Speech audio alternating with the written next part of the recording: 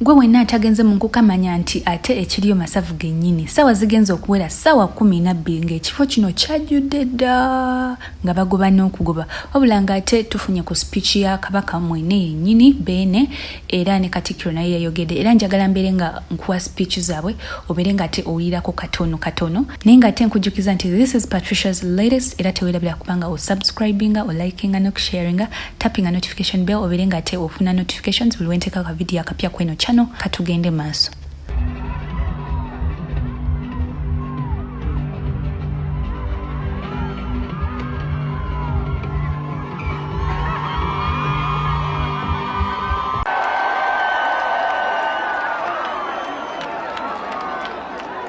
Era waliwo n'abalangira n'abambejja abalala bangi.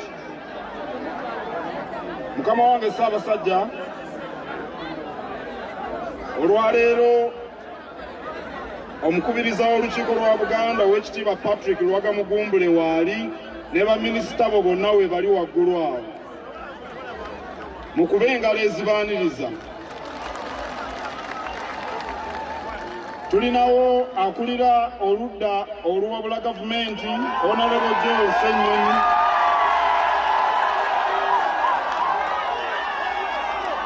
n'ababaka ba paalamenti bangi. Tulina omukubiriza w'olukiiko lw'abataka Mutaka Namwama n'ab'obusolya bangi era mubakubire mu ngalo. Abaami ab'amasaza n'abakungu bo bangi mukama wange. Abaddukanya radio CBS eteekateeka enkuuka nabo we bali era babalabye. Bw'atyo ate Katikkiro bw'amaze Kabaka naye najja nabeerako ne kyayogera wabula ate bw'amaliriza okwogera agaddewo omwaka guno era naggulawo omwaka gwe tugendamu. Mwatusobera mu bujjanjabi butuyiseemu.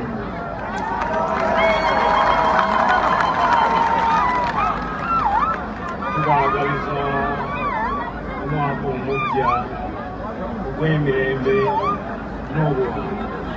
Katonda abakuumi.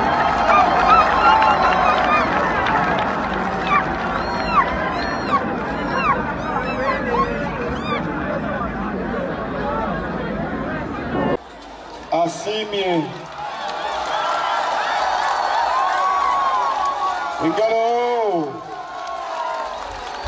Engalo za 2025.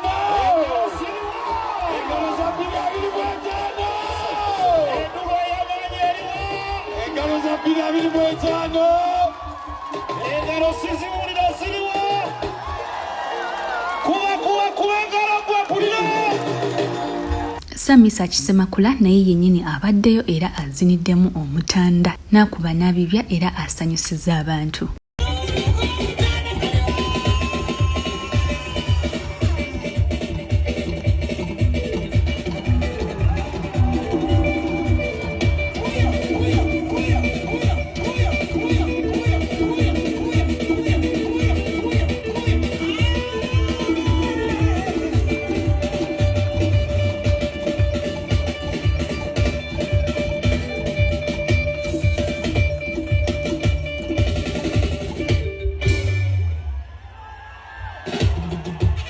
Bwezityo ate speech wezibadde n'amazina aga Samisa Kisemakula naye nga mukwano nkujjukiza nti teweerabira kusubscribinga kulikinga n'okusharinga tappinga notification bell lwansonga ngenda kuba nkuwa update ku update.